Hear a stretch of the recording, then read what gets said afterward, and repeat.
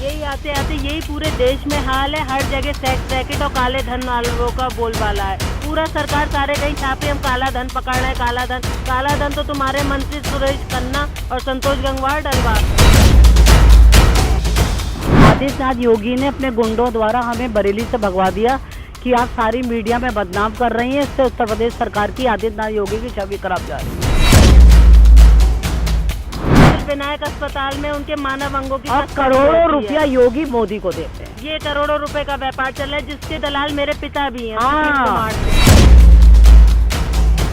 और बराबर सेक्स जो रैकेट था, इतनी अश्लीलता चल रही थी जो खुले शब्दों में हम नहीं बता पाए, ना बयान कर पाएंगे। लड़कियां स्वेच्छा से साथ दे रही थी, लड़के कर रहे थे।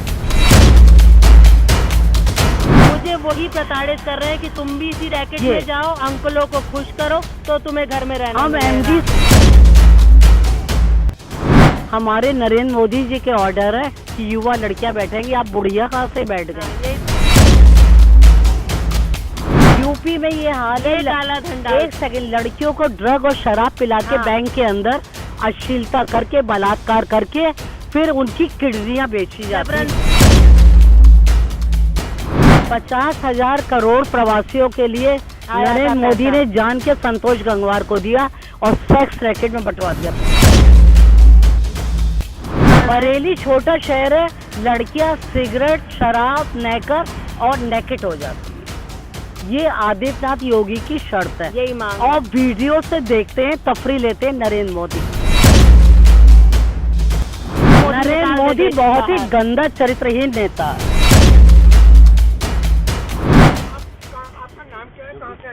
मेरा नाम निर्मला सेठ है। परसों में आदित्यनाथ योगी ने अपने गुंडों द्वारा हमें बरेली से भगवा दिया कि आप सारी मीडिया में बदनाम कर रही हैं। इससे उत्तर प्रदेश सरकार की आदित्यनाथ योगी की छवि खराब जा रही है।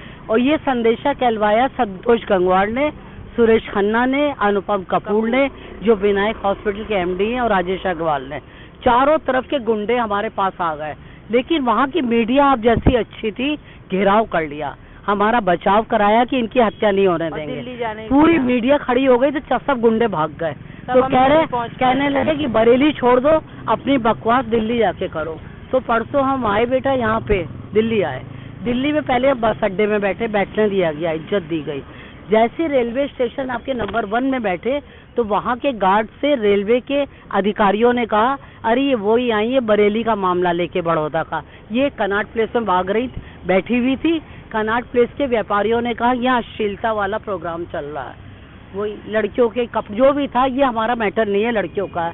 वो स्वेच्छा से अपना कपड़े उतारती है। आप कहाँ आ गई? यहाँ रोना रो के भागिए, अभी पुलिस बुलाते हैं। तो हमने कहा कि आपने नगर निगम की जमीन खरीद रखी है? कह रहे हाँ खरीद रखी है। खैर हम भाग गए। जब मामला विपरीत था, पुलिस आ चुकी थी। हम अपनी बेटी को लेके भूखे प्यासे रेलवे स्टेशन नंबर 1 में आए।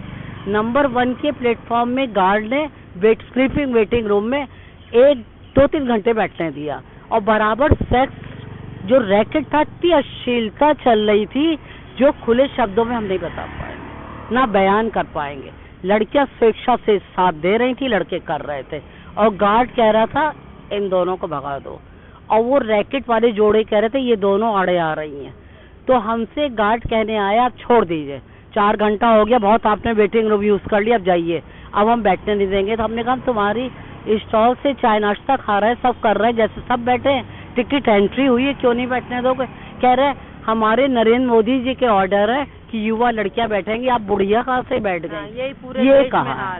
तो हमने कहा ये तो कोई बात नहीं। तो एक सज्जन आदमी था, उसने हमारे लिए खाना लाया और रुपया भी लाया, उसका नाम नहीं मालूम, बहुत भला आदमी था।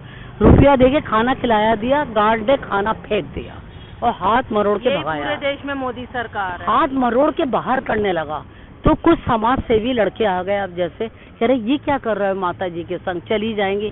तो कहता लाल पीला हो गया, इन्हें बाहर करो। खैर बाहर बैठ गए।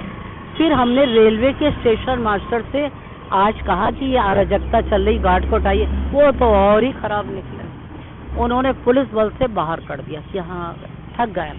यही आते आते यही पूरे देश में हाल है। हर जगह सेक्स रैकेट और काले धन वालों का बोलबाला है। पूरा सरकार सारे कहीं छापे, हम काला धन पकड़ रहे हैं, काला धन तो तुम्हारे मंत्री सुरेश खन्ना और संतोष गंगवार डलवा रहे हैं। ये बेटा इनको बर्खास्त करिए। ये जितने नाम है, आदित्य योगी, अनुपम कपूर, सुरेश खन्ना, संतोष कुमार गंगवार जो केंद्रीय मंत्री हैं। यूपी में ये हाल है। काला धन एक सेकंड, लड़कियों को ड्रग और शराब पिला के बैंक के अंदर अश्लीलता करके, बलात्कार करके, फिर उनकी किडनियां बेची जाती हैं व्यापार में ढकेलते, फिर विनायक अस्पताल में उनके मानव अंगों की करोड़ों रुपया योगी मोदी को देते हैं। ये करोड़ों रुपए का व्यापार चल रहा है, जिसके दलाल मेरे पिता भी हैं, सुशील कुमार सेठ। मेन वो है। और मुझे वही प्रताड़ित कर रहे हैं कि तुम भी इसी रैकेट में जाओ, अंकलों को खुश करो तो तुम्हें घर में रहना। हम एमडी से कहने गए हमें पत्नी की जायदाद और बेटी का शादी का दिलाओ, ताला डाल दिया।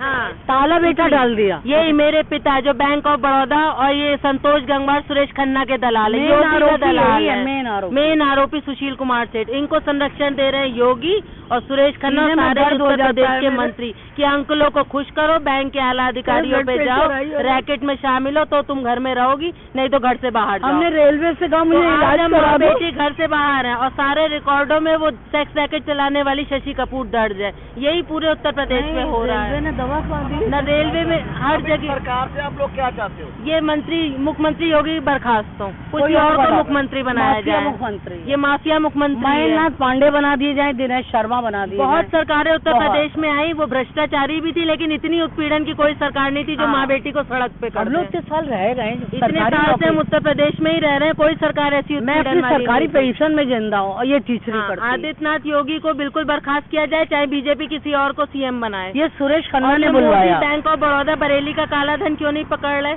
सारा करोड़ों का काला धन तो वहीं पे, क्योंकि उनका संतोष गंगवार डालता है वो काला धन। तो ये कौन सा है? 50,000 करोड़ प्रवासियों के लिए नरेंद्र मोदी ने जान के संतोष गंगवार को दिया और सेक्स रैकेट में बंटवा दिया पूरे उत्तर प्रदेश। किसी लेबर को वो पैसा नहीं और मिला। क्या कह दिया, चालाकी से इस्तीफा दे दो, इस्तीफा दे दो। और वो करोड़ों का धन ये लोगों के खातों में है। 45 खाते तो अकेले मेरे पिता के पास है।